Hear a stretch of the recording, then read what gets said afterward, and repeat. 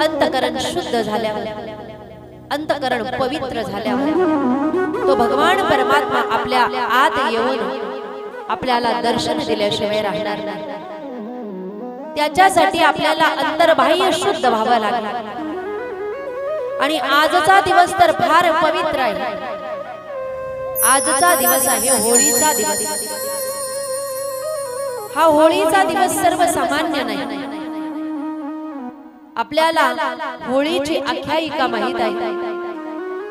दैत्य कुळामध्ये प्रकट झालेल्या भक्त प्रल्हादाने भगवान परमात्म्याचं भजन केलं, चिंतन केलं, नामस्मरण केलं। त्याचा परिणाम काय झाला की दैत्य कुळामध्ये प्रकट झालेले प्रल्हाद सुद्धा भक्त शिरोमणी झाले आणि भगवान परमात्मा आपल्या भक्ताला वाचवण्यासाठी प्रकट झाले। ज्या प्रल्हादजींना त्रास देण्यासाठी हिरण्यकश्यपूने अनेक उपाय केले। कधी डोंगराच्या उंच कडेवर नेलं, लोटून दिलं, दरीमध्ये टाकलं, तरीही प्रल्हादजींना काहीही झालेलं नाही। उकळत्या तेलामध्ये टाकलं, तरीही प्रल्हादजींना काहीही झालेलं नाही। अनेक दिवस सर्पांमध्ये ठेवलं, तरीही प्रल्हादजींना काहीही झालेलं नाही। अनेक दिवस बंद कोठडीमध्ये बंद करून ठेवलं, बिना अन्न पाण्याचं ठेवलं, तरीही प्रल्हादजींना काही झालं नाही। अनेक प्रकारच्या यातना दिल्या, परंतु कितीही त्रास दिला तरी देखील प्रल्हादजींना काहीही झालेलं नाही। कारण जाको राखी साया मार सके ना कोई, बालन बाबा करे सके जो जगवैरी होय। प्रल्हादजींचा केसही कुणी वाकडा करू शकलं नाही। शेवटी हिरण्यकश्यपूने एक उपाय केला। हिरण्यकश्यपूच्या जवळ एक होलिका नावाची राक्षसीन होती, जिने ब्रह्मदेवाची उपासना करून वरदान प्राप्त करून घेतलं होतं की अग्नीपासून तिला कुणीही जाळू शकणार नाही। पण ब्रह्मदेवाने अट सांगितली होती, मी तुला वरदान देतोय, परंतु या वरदानाचा उपयोग तू वाईट कामासाठी करू नकोस। आणि हिरण्यकश्यपूने जेव्हा होलिकेला सांगितलं की तुला अग्नी जाळू शकणार नाही ना, मग याला मांडीवर घेऊन बस, मला उघड्या डोळ्यांनी बघायचं आहे की याला अग्नी कशी जाळणार नाही। म्हणून होलिका गौऱ्यांवर बसली, आजूबाजूला लाकडं त्या ठिकाणी रचली गेली। होलिकेने मांडीवर प्रल्हादजींना घेतलं। प्रल्हादजी भगवान परमात्म्याचं नामस्मरण करायला लागले। अग्नी लावल्याबरोबर काय झालं, वाईट कामासाठी आपल्या वरदानाचा उपयोग केल्याचा परिणाम होलिका स्वतः जळून भस्म झाली, पण प्रल्हादजींना काही झालेलं नाही। अधर्मावर धर्माची विजय म्हणजे होलिकेचं प्रतीक आहे। होलिका काय आहे? ही होळीचं वर्णन करत असताना साधू संत महात्मे सुद्धा म्हणतात, आम्ही ही आमच्या जीवनामध्ये होळी केलेली आहे। पण कशाची होळी केली? साधू संतांनी विषय विकार जाळले, त्यांची होळी केली आणि मग सुखाची प्राप्ती त्यांनी करून घेतलेली आहे। पण आपण जी होळी करतो ती होळी करत असताना सुद्धा आपण काय केलं पाहिजे?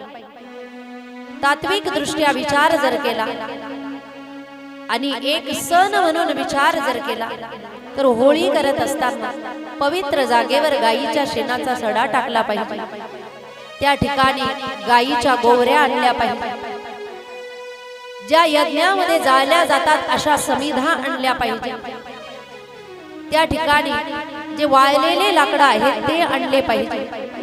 विशेषतः एरंडाचं झाड सुद्धा त्या ठिकाणी उपयोगात आणलं जातं। आणि अशी जेव्हा होळी त्या ठिकाणी आपण पेटवतो, त्या होळीमध्ये तात्विक दृष्ट्या आपल्या संसारातले दुःख दूर करण्यासाठी काही पदार्थ टाकले जातात. कोणते पदार्थ टाकले जातात तर म्हणतात चंदनाचा लाकूड जर आपण होळीमध्ये टाकलं तर कलह आणि दुःखाचा नाश होत असतो. गायीच्या गोवऱ्या जर आपण होळीमध्ये वापरल्या तर नकारात्मक शक्ती नाहीसी होत असते. होळी केवळ सण नाही, त्याच्या मागे वैज्ञानिकही कारण आहे आणि पारमार्थिकही कारण आहे. वैज्ञानिक कारण काय आहे तर गायीच्या गोवऱ्या जाळल्यानंतर पवित्रता निर्माण होते, नकारात्मकता दूर होते, वायुमंडल शुद्ध होते. म्हणून गायीच्या गोवऱ्या जाळल्या पाहिजे. कापूर जर आपण होळीमध्ये टाकला तर काय होतं तर म्हणतात लवंग, कापूर आणि नागिनीचे पानं जर होळीमध्ये आपण टाकले तर मनुष्य रोगातून मुक्ती त्याला प्राप्त होत असते. गहू किंवा गव्हाच्या ओंब्या जर त्या ठिकाणी होळीमध्ये टाकलं तर जीवनामध्ये कधीही संसारामध्ये घरामध्ये अन्नधान्याची कमतरता भासत नाही. त्याच्यानंतर म्हणतात की हवन सामग्री जर टाकली तर मनुष्याला धनाची प्राप्ती होत असते. पुढे वर्णन आलेलं आहे काळे तीळ जर आपण होळीमध्ये टाकले तर काय होतं, घरामध्ये जर वास्तुदोष असेल तर तो वास्तुदोष त्या ठिकाणी नाहीसा होत असतो. गृहदोष असेल, गृहदोष वास्तुदोष त्या ठिकाणी नाहीसा होतो. आणि काळे तीळ जर उतरवून ज्याला नेहमी नजर लागते त्यांच्या अंगावरून किंवा आपल्या घरावरून काळे तीळ उतरवून जर होळीमध्ये टाकले तर नजर दोष किंवा बाधा, बाहेरची बाधा कधीही होत नाही. त्याच्यानंतर कोरडं नारळ जर होळीमध्ये टाकलं किंवा जर वाळलेलं नारळ जे असेल ते जरी होळीमध्ये टाकलं तर काय होतं, तुपामध्ये घालून जर ते होळीमध्ये टाकलं तर देवाची कृपा मनुष्यावर होत असते. म्हणून नारळही टाकलं पाहिजे आणि पूर्ण नारळ जे कवटी सहित टाकलं जातं, केसांसहित टाकलं जातं त्याचंही विशेष महत्व आहे. आणि कोरडं जे नारळ आहे त्याचेही विशेष महत्व आहे. जे आपण फोडून बाहेर काढलेलं आहे तेही आपण टाकू शकतो. असं जर आपण होळीमध्ये टाकलं तर त्यामुळे आपल्या जीवनामध्ये येणारे रोग संकट दूर होत असतात. होळी हा सण साजरा करत असताना आपण वेगवेगळे गोड पदार्थ बनवत असतो. विशेषतः आपल्याकडे एक म्हणण्याची सवय आहे, होळी रे होळी पुरणाची पोळी. पुरणपोळी का म्हटलेलं आहे कारण भारतामध्ये आणि विशेषतः महाराष्ट्र जर म्हटला तर महाराष्ट्रामध्ये सण असेल, विशेष एखादा पाहुणा आपल्या घरी आलेला असेल तर विशेष पाहुणे आल्यानंतर किंवा विशेष सण असेल अशा वेळेस आपण पुरणाची पोळी बनवतो. हा आपल्याकडे असणारा एक विशेष पदार्थ आहे आणि आपण तो गोड पदार्थ होळीला दाखवतो. म्हणजे जीवनामध्ये आमच्या कधीही कटुपणा यायला नको, आमचंही जीवन गोड व्हायला पाहिजे, आमचाही शेवट गोड झाला पाहिजे. याच्यासाठी गोड पदार्थाचा नैवेद्य होळीच्या पुढे दाखवला जात असतो. असं म्हणतात की ही होळी पेटवल्यानंतर त्या होळीच्या आजूबाजूला घरामधल्या सगळ्यांनी एकत्र येऊन परिक्रमा केली पाहिजे, प्रदक्षिणा केली पाहिजे. घरामधल्या सगळ्यांना जर कोणता दोष बाधा असेल तर त्याच्यानेही तो दोष आणि बाधा दूर जात असतो. पण आपण एकटे एकटे येतो आणि प्रदक्षिणा मारून निघून जातो. सहकुटुंब सहपरिवार येऊन होळीचं पूजन केलं पाहिजे. हे होळीचं पूजन जे आहे, हे होळीचं पूजन केल्यानंतर आपल्या जीवनामध्ये काय बदल होतो संत महात्म्यांनी सुंदर वर्णन केलेलं आहे. म्हणतात दैन्य दुःख आमा नयने जबडबडी दहन हे होळी होती दोष. म्हणतात दैन्य आणि दुःख आमच्या जवळ कधीही येणार नाही. का दैन्य आणि दुःख येणार नाही? कारण साधू संतांनी जी होळी केली त्याच्यामध्ये अज्ञान जाळलं, त्याच्यामध्ये विषय विकार जाळला, त्याच्यामध्ये अहंकार जाळला. आणि जेव्हा हे विषय विकार समाप्त होतात त्यावेळेस त्या ठिकाणी दुःख आणि अज्ञान जे आहे, दैन्य जे आहे ते अजिबात टिकून राहत नाही. उरतं काय? खाली आनंद शिल्लक राहतो. म्हणून जीवनामध्ये अति आनंद प्राप्त करण्यासाठी सुद्धा होळीचा सण हा साजरा केला जात असतो. पण काहींनी होळी जवळ जायचं नसतं. कुणी कुणी जायचं नाही. ज्यांच्या घरामध्ये काही दिवसापूर्वीच कुणी वारलं असेल तर त्यांनी होळी जवळ जायचं नसतं. ज्यांच्या घरामध्ये काही दिवसापूर्वीच बालकाने जन्म घेतलेला असेल तर अशा स्त्रीने किंवा बालकाला होळी जवळ न्यायचं नसतं. एखादी स्त्री गर्भवती असेल तर त्या स्त्रीने सुद्धा शक्यतोवर होळी जवळ जायचं नसतं. एखादा व्यक्ती अति आजारी किंवा रोगी असेल त्याने सुद्धा होळी जवळ जाता कामा नये. पण होळी सण झाला आणि दुसऱ्या दिवशी होळी शांत झालेली असते. अशा वेळेस होळीची राख उचलली आणि ती जर अंगाला लावली तर जो नेहमी रोगी असतो त्याचा रोग सुद्धा समाप्त होत असतो.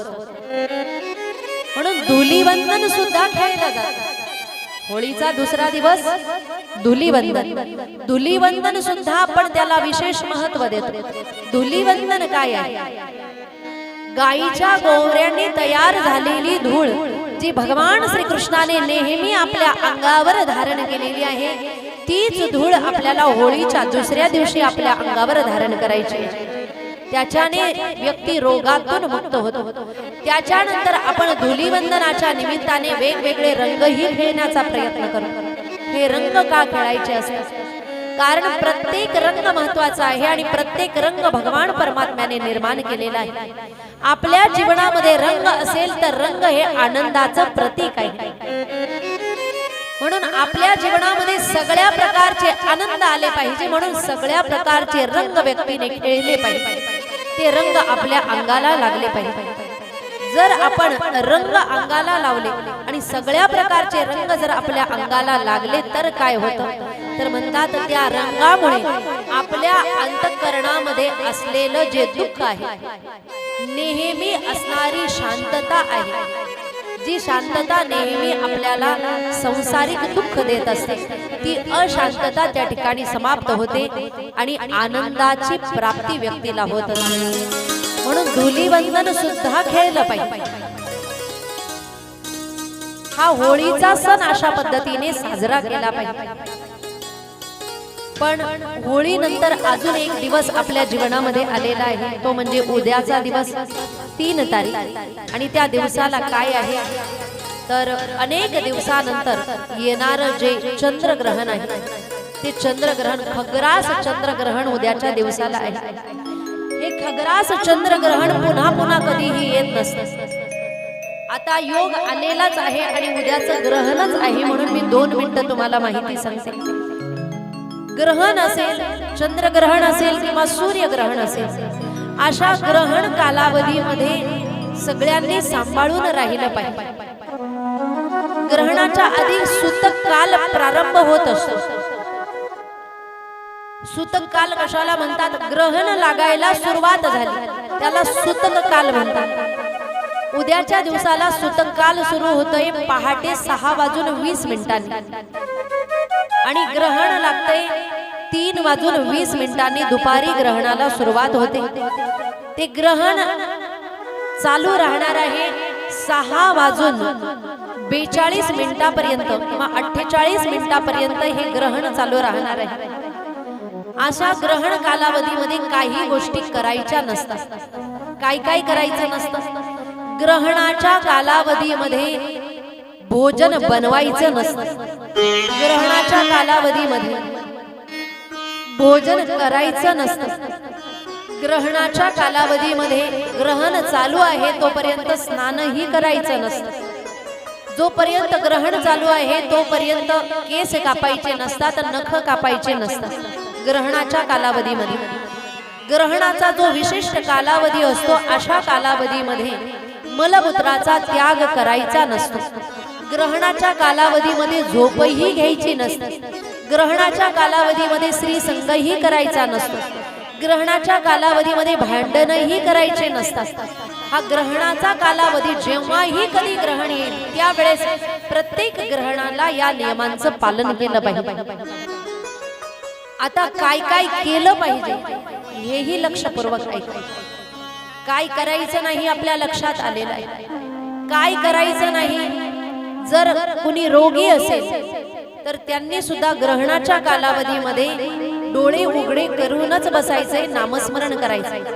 काय करायचं नाही. जर गर्भवती स्त्रिया असतील तर त्यांनी विशेष दक्षता घेतली पाहिजे. जेव्हा जेव्हा ग्रहण असतं त्यावेळेस ग्रहणाच्या कालावधीमध्ये गर्भवती स्त्रियांनी हातामध्ये चाकू, कैची, सुई असे पदार्थ घ्यायचे नसतात. या पदार्थांचा उपयोग करायचा नसतो. ग्रहणाच्या कालावधीमध्ये गर्भवती स्त्रीने सुद्धा झोपायचं नसतं. शक्य होईल तर मलमूत्राचा त्यागही करायचा नसतो. घराच्या बाहेरही निघायचं नसतं. बाहेरचा प्रकाश ग्रहणाच्या कालावधीमध्ये बाहेरचा प्रकाश जर दरवाजाच्या फटीतून किंवा खिडकीतून जरी आत येत असेल तर तो प्रकाश सुद्धा येऊ द्यायचा नाही, तोही झाकून ठेवायचा आहे, जेणेकरून गर्भावर तो बाहेरचा प्रकाश पडता कामा नये. ग्रहणाच्या कालावधीमध्ये गर्भवती स्त्रियांनी कधीही शेण घेऊन गौऱ्या थापायच्या नसतात. चुलीतली राख जमा करायची नसते. कोणतीही वस्तू भाजीपाला कापायचा किंवा चिरायचा नसतो. कपडे फाडायचे नसतात किंवा कापायचे नसतात. नख काढायचे नसतात. गर्भवती स्त्रियांनी जर नको ते कार्य केले तर जन्माला आलेलं बालक हे जसं काम केलेलं आहे तशा पद्धतीने काहीतरी कुरूपता घेऊन जन्माला येत असतात. ग्रहण सुद्धा बघायचं नसतं. एखाद्या स्त्रीने, गर्भवती स्त्रीने जर ग्रहणाकडे बघितलं तर जन्माला येणारं बालक डोळ्यांमध्ये काहीतरी कमी अधिकपणा असलेलं बालक जन्माला येत असतं. काही कापलं चिरलं तर काहीतरी कापलेलं चिरलेलं शरीराचा अवयव घेऊन ते बालक जन्माला येत असतं. त्याच्यामुळे गर्भवती स्त्रियांनी सांभाळून राहिलं पाहिजे. आता काय केलं पाहिजे? तुमच्या आमच्या सारख्या सर्वसामान्य लोकांनी ग्रहणाच्या कालावधीमध्ये जितकं जास्त दान पुण्य करता येईल तितकं अधिक दान पुण्य करायचं आहे. ग्रहणाचा कालावधी आहे आणि सप्ताह सुद्धा चालू आहे. योग चांगला आहे की ग्रहणाच्या कालावधीमध्ये पावती बुक घेऊन पावत्या फाडून या. म्हणजे इतर वेळेस तुम्ही जे दान करणार ते ग्रहणाच्या कालावधीमध्ये केलेलं दान अनंत पटींनी फल देणार असतं. म्हणून जेवढं जास्त दान करता येईल तेवढं जास्त दान करायचं आहे. गाईचं तुपाचं दान आपण करू शकतो, मिठाचं दान करू शकतो, तांदळाचं दान करू शकतो. एखाद्या गरजवंताला, गरीबाला हे पदार्थ जर दान केले तर जीवनामध्ये अन्नधान्याची कमतरता राहणार. घरामध्ये नेहमी लक्ष्मी टिकून राहते. नवग्रहांची पीडा त्या ठिकाणी कमी होत असते. म्हणून दान धर्म सुद्धा करायचा आहे. नाही दान धर्म करता आला तर जितकं जास्त नामस्मरण करता येईल तितकं अधिक नामस्मरण करण्याचा प्रयत्न ग्रहणाच्या कालावधीमध्ये करायचा आहे. कारण नामस्मरण केल्यानंतर सुद्धा अनंत पटींनी फल प्राप्त होत असतं. ग्रहणाच्या कालावधीमध्ये जे टोने टोटगे करणारे लोक आहेत ते मंत्र सिद्ध करत असतात किंवा त्यांची जी सिद्धी आहे ती सिद्ध करण्याचा प्रयत्न करत असतात. पण आपल्यासारख्या सांप्रदायिक लोकांनी काय करायचंय? आपल्या गुरुदेवांनी आपल्याला जो गुरु मंत्र दिलेला आहे, आपण नेहमी ज्या मंत्राचा जप करतो त्याच मंत्राचा जर जप केला तर तो मंत्र अधिक सिद्ध होत असतो. असा मंत्र जर संकटाच्या वेळेस वापरला तर आपले संकट सुद्धा दूर होतात, कारण मंत्र सिद्ध झालेला असतो. म्हणून ग्रहणाच्या कालावधीमध्ये मंत्र सिद्ध केला पाहिजे. त्याच्यानंतर म्हणतात की ग्रहण जर असेल तर अशा ग्रहणाच्या कालावधीमध्ये व्यक्तीने सुतक कालापासून तर ग्रहण मोक्षापर्यंत जेवढं जास्त शांत राहता येईल, जेवढं जास्त कमी बोलता येईल तेवढं शांत राहण्याचा प्रयत्न केला पाहिजे. ग्रहण कालावधी संपला की ग्रहणाचा कालावधी संपल्याबरोबर लगेच स्नान केलं पाहिजे. आपण जर आधीच भोजन बनवून ठेवलं असेल तर त्याच्यावर तुळशीपत्र ठेवायचं आणि स्नान केल्यानंतर मग आपण तुळशीपत्र काढून ते भोजन करू शकतो. नाही तर आपण जर पदार्थांवर अन्नधान्यावर तुळशीपत्र ठेवलं नाही तर ते पदार्थ जे आहे, जे अन्नधान्य आहे, ते अन्नधान्य अपवित्र समजलं जातं.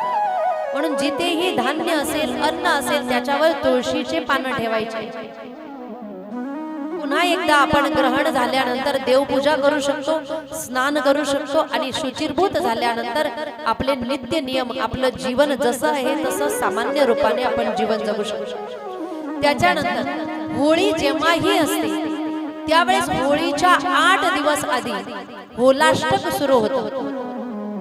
होळीच्या 8 दिवस आधी नेहमी होलाष्टक सुरू होतं. त्याला होलाष्टकाचे दिवस म्हणतात. या होलाष्टकामध्ये नवीन वस्तू घेणं, लग्न जमवणं, वास्तुशांती करणं, यज्ञोपवीत संस्कार करणं, एखादं चांगलं धार्मिक कार्य करणं, म्हणजे जर आपल्याला काही घरामध्ये सत्यनारायण वगैरे करायचं असेल असे कार्य करण्यासाठी निषिद्ध सांगितलेले आहे. कारण होलाष्टकाचा कालावधी हा अपवित्र कालावधी सांगितलेला आहे. वातावरणामध्ये उग्रता ज्याच्यामुळे निर्माण होते असा कालावधी असतो होलाष्टकाचा कालावधी. उग्रता का असते? कारण भगवान नृसिंहाने जेव्हा अवतार धारण केला त्यावेळेस त्यांचा क्रोध एवढा होता की त्या क्रोधामुळे वातावरण सुद्धा त्या ठिकाणी रजो आणि तमोगुणी झालं होतं. आणि होलिका दहन करताना एका पवित्र अशा भक्ताला जाळण्याचा प्रयत्न केला होता. त्याच्यामुळेही त्या ठिकाणी वातावरण, अतिशय वातावरणामध्ये उग्रता होती. 8ही दिवस हिरण्यकश्यपूने प्रल्हादाला अति त्रास दिला होता. ते दिवस होलाष्टकाचे दिवस म्हणून समजले जातात. म्हणून अशा दिवसांमध्ये कोणतंही शुभ कार्य करणं निषिद्ध सांगितलेलं आहे. पण विशेषतः हे पाळलंच पाहिजे असं नाही. कारण शास्त्र सांगतंय विपाशेरावती तीरे शुत्रुद्रश्च त्रिपुष्करे विवाहादि शुभे नेष्टे होलिका प्रगदिनाष्टकम. म्हणतात की हे होलाष्टकाचे दिवस आहेत. याच्यामध्ये विपाशा नदी, इरावती नदी, शुत्रुदी नदी आणि त्रिपुष्कर नावाची नदी, या 4 नद्यांच्या किनाऱ्यावरचा जो प्रदेश आहे किंवा या 4 नद्याच्या किनाऱ्यावर जे आहे त्या किनाऱ्यावरच लोक जास्त होलाष्टकाचं पालन करतात. कारण त्यांनाच तो दोष लागू होतो. बाकी ठिकाणी होलाष्टक नाही पाळलं तरी सुद्धा चालतं. म्हणून यानंतर जर कधी होळीचा सण असेल तर आपण या गोष्टी नेहमी लक्षात ठेवायच्या आहे.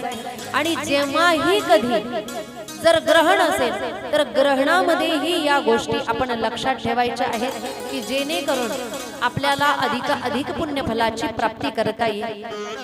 असा हा पवित्र होळीचा दिवस आजचा आपण साजरा केलेला आहे. म्हणून सगळ्यांना पुन्हा एकदा होळीच्या मनपूर्वक शुभेच्छा आहेत की आपल्याही जीवनामध्ये आपल्या आतले रजो आणि तमोगुण नाहीसे होऊन भगवान परमात्म्याच्या कृपेने सत्वगुण निर्माण होऊन आपल्याही जीवनामध्ये साधू संतांनी जशी आनंदाची होळी केली तशी आनंदाची होळी झाली पाहिजे. आणि ती होळी आपण कथेच्या माध्यमातून साजरी करण्याचा प्रयत्न करतो. ही होळी आपण कथेच्या माध्यमातून साजरा करण्याचा प्रयत्न करतो. कारण कथेने काय होतं, आपल्या आतले दोष समाप्त होतात, आपल्या आतले दोष जळून भस्म होतात. जीवनातली खरी होळी आपल्या जीवनामध्ये चालू आहे. कोणती? कथेच्या माध्यमातून अंतर्बाह्य शुद्ध करणारी होळी आपल्या जीवनामध्ये चालू आहे. ही सुद्धा होळी आपल्या जीवनामध्ये पुन्हा पुन्हा आली पाहिजे. कारण कथा काय करते? कथा आपल्यातले विकार नाहीसे करते. ही होळी सुद्धा जीवनामध्ये नेहमी नेहमी झाली पाहिजे. आतले दोष नाहीसे करून देवी भगवतीची कृपा भक्तांवर त्या ठिकाणी होत असते. देवी भगवती दर्शनही देत असतात.